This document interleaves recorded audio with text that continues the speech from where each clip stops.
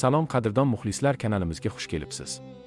Bugun faqat eng muhim va tezkor futbol yangiliklari haqida gaplashamiz. Bizni qo'llab-quvvatlash uchun obuna bo'lishni va like bosishni unutmang.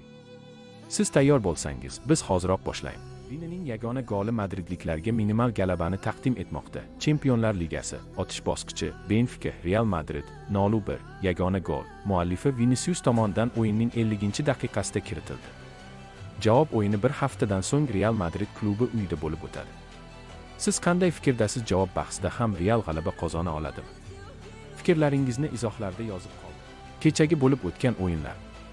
Kecha tunda Chempionlar Ligasi o'tish o'yinlari bo'lib o'tdi. Borussia Dortmund Atalanta 2-0, Monaco Paris Saint-Germain 2-3, Galatasaray Juventus 5-2, Benfica Real Madrid 0-1.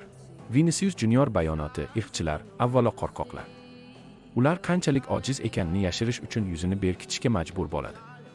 Ammo ular nazariy jihatdan jazolashi kerak bo'lgan ayrim shaxslar tomonidan himoya qilinadi. Bugun sodir bo'lgan voqea men yoki jamoam uchun yangilik emas. Golni nishonlaganim uchun sariq kartochka oldim. Hali ham nima sababdan ekanini tushunmayapman.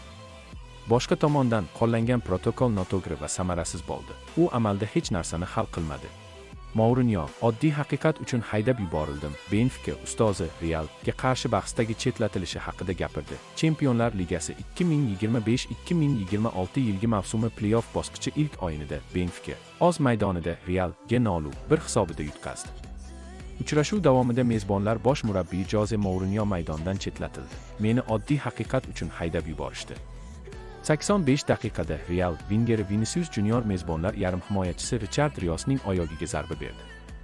Bosh hakam Franso Letexi ushbu epizodni e'tiborsiz qoldirdi. Mourinho hakam yordamchisiga norozilik bildirib, faol imo-ishoralar ko'rsatdi va buning uchun avval sariq kartochka oldi.